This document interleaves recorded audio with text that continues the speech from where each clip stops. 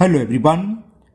Today we will solve from question number 5 of exercise 12.1 class 7 NCERT math. इससे पहले हम 12.1 के 1 to 4 तक के क्वेश्चन कंप्लीट कर चुके हैं। उस वीडियो का लिंक मैं आपको नीचे डिस्कशन बॉक्स में दे दूंगा। Now question 5 is classify into monomials, binomial and trinomials। हमें बताना है ये एल्जेब्रिक एक्सप्रेशन दे रखे हैं। जैसे फर्स्ट में क्या है, टू टर्म्स, तो टू टर्म्स वाला क्या होता है, बाइनोमियल। तो इस तरीके इन सबको हमें क्लासिफाई करना है। चलिए करते हैं। तो first part is 4y minus 7z। तो there are two term, 4y is first term and minus 7 second term. और टू टर्म वाले एल्जेब्रिक एक्सप्रेशन क्या बोलते हैं, बाइनोमियल। तो क्या हो गया, इज अ बाइनोमियल। बस इतना ही लिखना है और कुछ नहीं बनना। बाइनोमियल्स, ठीक है ना। Second algebraic expression is given Y square. Single term यानी कि एक ही टर्म में और एक टर्म वालों को बोलते हैं मोनोमियल। तो Y square is a monomial. Now third, X plus Y minus X Y. तो there are three term, first term, second term, third term. और थर्ड टर्म वाला क्या होता है, ट्राइनोमियल। तो is are trinomial. Okay, now next fourth, and the fourth part is A B, नहीं A B नहीं, sorry ये तो फिफ्थ है। फोर्थ में ओनली 100 एक कांस्टेंट टर्म है, एक ही टर्म है। तो ये क्या हो गया, इट इज द मोनोमियल। तो is a monomial. Now fifth part, and the fifth part algebraic expression is given A B minus A minus B. तो there are three term, first term, second term, third term. तो third term को हम कहते हैं trinomial. तो ये हो गया इज अ ट्राइनोमियल। ओके, बहुत सिंपल है।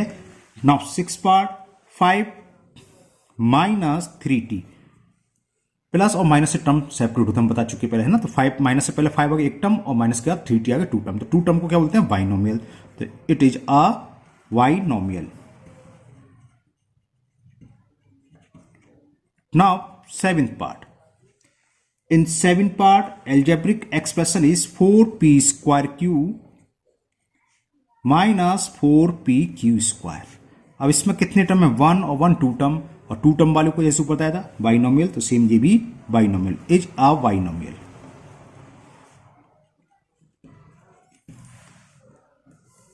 Now eighth part, and the eighth part is 7mn। तो ये क्या है, कोई प्लस कोई माइनस का साइन नहीं है, केवल इंटू है, 7 इंटू एम इंटू एन है। तो ये एक ही टर्म है, सिंगल टर्म है। तो क्या हो गया, सिंगल टर्म वाले को बोलते हैं हम मोनोमियल। तो is a monomial. Now ninth part, in ninth part algebraic expression is Z square minus 3z plus 8। 1 2 3, three term है। तो ये हो गया trinomial. Now tenth part is A square plus B square. कितने टर्म हुए, plus से पहले और प्लस के बाद एक टर्म, ये एक टर्म 1 1 2 टू टर्म, और टू टर्म वाले को बाइनोमियल। तो इज अ बाइनोमियल। तो टेंथ वाला एल्जेब्रिक जो एक्सप्रेशन है क्या है, बाइनोमियल। बस ऐसे ही लिखना है आपको और कुछ नहीं करना है। 11th पार्ट, 11th भी बाइनोमियल है। एल्जेब्रिक एक्सप्रेशन हमें देखा Z square plus Z, 1 1 two term है, और टू टर्म वाले को हम बोलते हैं बाइनोमियल। तो is a binomial. Now last part of question number 5, 12th part. 12th part is 1 plus X square, 1 2 3। There are three term, so it is a trinomial. Three term वाले को हम trinomial बोलते हैं। तो ये ट्राइनोमियल है। तो ये क्वेश्चन नंबर 5 कंप्लीट हुआ।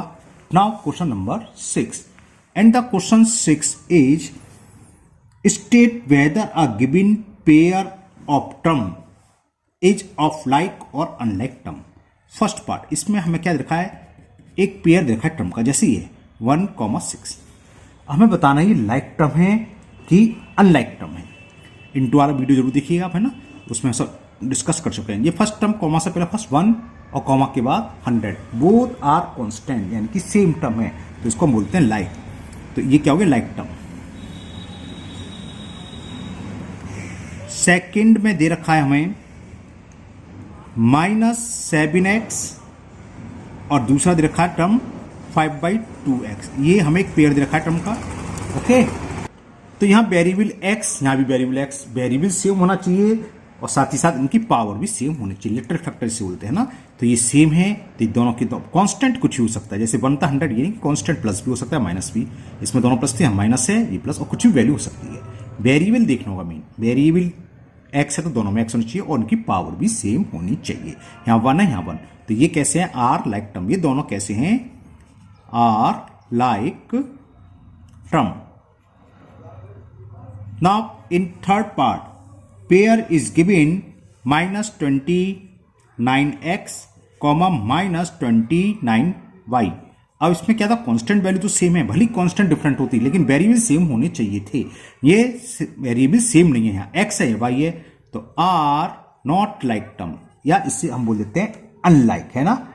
तो इसलिए को नॉट लिख के अनलाइक आर, क्योंकि इसमें लिखा हुआ है आपको लाइक और अनलाइक बताना, are unlike term. Now fourth, अच्छा एस लगाना बोले, टर्म्स दो है ना। फोर्थ पार्ट में हमें गिवन है 14xy और दूसरा दे रखा है 42yx। तो कांस्टेंट से तो हमें मतलब नहीं, कुछ भी हो। अब देखें यहाँ xy या yx, चाहे xy x into Y y into X, दोनों का मतलब सेम है। हाँ, पावर जरूर चेक कर लो, x की पावर 1, यहाँ भी पावर 1, यहाँ y की पावर 1, यहाँ y की पावर 1, तो ये कैसे हो गए, ये लाइक टर्म्स हैं। तो are like terms, okay. Now fifth part, and the fifth part is 4m raise to the power 2, जिसको m स्क्वायर बोलते हैं, m²p, कॉमा और दूसरा लिखा है 4mp²। कैसे टर्म होंगे, देखो m की पावर 2 या m की पावर 1, तो आगे चेक करने की जरूरत ही नहीं है। एक की भी किसी भी वेरिएबल की पावर सेम नहीं तो अनलाइक ही होंगी, है ना। वैसे चेक करें तो यहाँ p की पावर 1, यहाँ p की पावर 2, p की पावर अलग है, कांस्टेंट सेम है। कांस्टेंट से मतलब नहीं है, कांस्टेंट सेम हो या ना हो, साइन पॉजिटिव हो या नेगेटिव, उससे कोई फर्क नहीं है। हमें वेरिएबल सेम होना चाहिए, उनकी पावर भी सेम होनी चाहिए, दूसरे शब्दों में तो लिटरल फैक्टर सेम होना चाहिए।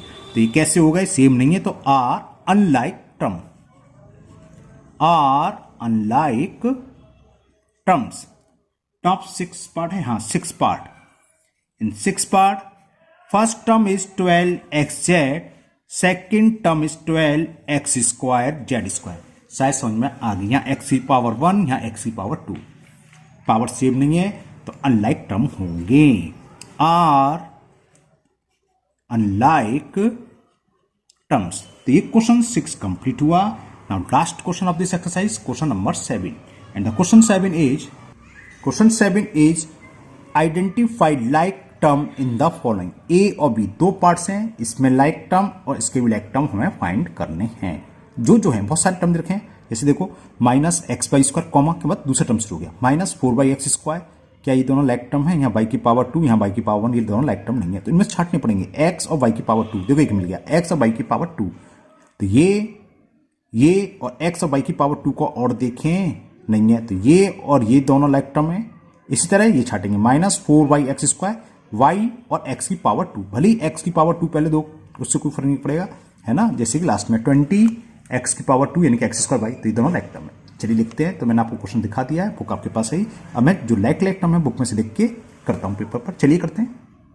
तो A7 का पहला दे रखा है हमें -xy²। अब इसका लाइक टर्म यानी कि जो x की पावर 1 और y की पावर 2 वो लिखते हैं।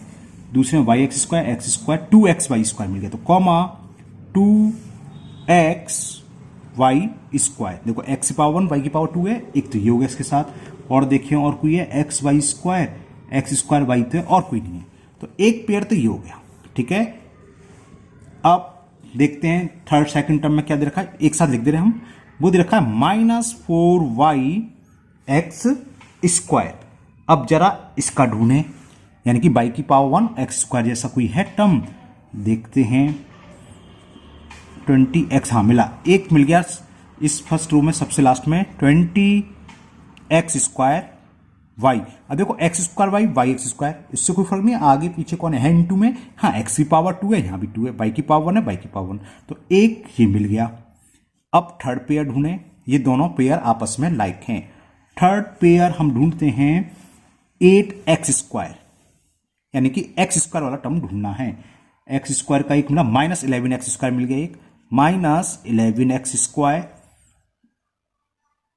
और एक और मिला माइनस, इसमें 3 टर्म मिले 6x स्क्वायर, और कोई नहीं है, ये हो गया है ना, ठीक है ना। अब आगे देखते हैं 2x वाई स्क्वायर, ये तो हो गया 7y वाला, एक 7y यानी कि y वाला जिसकी y की पावर 1 हो, और एक सिंगल y, ओके यही है 7y एंड सिंगल y, ये भी आपस में मैंने ब्रैकेट में लिख दिया लेक्टर में। अब इसके अलावा और ढूंढते हैं x वाला रह गया, हाँ x वाला जिसमें सिर्फ x -100x, और एक मिला हमें 3x, ओके -100x 3x ये मिल गए। और क्या रह गए, अब आगे देखें xy yx, और अभी रह गया -11yx यानी कि y की पावर 1 x की पावर 1, इसके जैसा हमें एक और मिला सेकंड लास्ट टर्म जो दे रखा है 2xy। तो ये आपस में ये वाला पेयर लाइक टर्म है, ये पेयर लाइक टर्म है, तो ब्रैकेट में लिख दी ये लाइक टर्म है, ये नहीं कि सब आपस में, इसके अंदर जो है ये दोनों आपस में लाइक टर्म है, तो लिख दो कि आर लाइक टर्म। हो गया first part. Now B part, B में भी ऐसी है, लाइक टर्म फाइंड करने हैं, तो हम ढूंढते हैं। फर्स्ट टर्म दे रखा है 10pq, यानी कि इसके साथ हमें कौन से लिखने हैं, जब p की पावर 1 हो, q की पावर 1 हो। तो सेकंड टर्म है 7q, थर्ड है 8q, तीसरा p स्क्वायर q स्क्वायर मिल गया। नेक्स्ट -7qp, चाहे pq या qp एक ही बात है, पावर q की 1 है, p की भी, तो एक ही मिला। और ढूंढे pq में और कोई दे रखा है -100q -23 p square q square 41, हाँ फर्स्ट इस रो की सबसे लास्ट में दे रखा है 78qp, बस ये देखा है। तो ये तीनों आपस में लाइक टर्म है, एक तो ये मिल गया हमें ग्रुप। अब दूसरा देखें, सेकंड टर्म में देखा ओनली 7p, यानी कि p वाले ढूंढे, 7p तो ये हो गया, और सिंगल p में p स्क्वायर है, हाँ मिला 2405p, और कोई नहीं है, तो ये भी आपस में लाइक टर्म है। ओके, अब इसी तरह हम दूसरा ढूंढते हैं। आगे रखा -p स्क्वायर q स्क्वायर, तो -p स्क्वायर q स्क्वायर यानी कि p की पावर 2 और q की पावर 2 वाला ढूंढते हैं। आगे मिल गया हमें 12q स्क्वायर p स्क्वायर, एक ही बात है, चाहे p की पावर 2 बाद में लिखा है तो इनटू, तो एक ही टर्म है ना, लाइक टर्म है, और p की पावर 2 है, इसमें भी है। और ढूंढे कोई, इतने ही हैं। फिर मतलब p स्क्वायर q स्क्वायर के दो ही टर्म है। फिर हमें रखा है QP वाला तो हम लिख चुके हैं, ओके, खाली Q सिंगल Q वाला, P वाला लिखा, Q वाला नहीं लिखा, ओके सिंगल Q वाला लिखते हैं। एक दे रखा हमें -100Q, इसके साथ देखें 100Q, सिंगल Q का कोई टर्म है,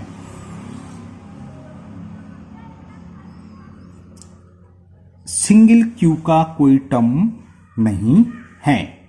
Q का तो कोई टर्म मेरे को दोबारा से चेक कर लेते हैं। फर्स्ट टर्म है 10pq 7p 8q, मिल तो गया शुरू में ये 8q, तो 8q पहले क्यों, शुरू में 8q देखा है, 8q -100q, ये q वाला टर्म मिल गया हमें लाइक टर्म।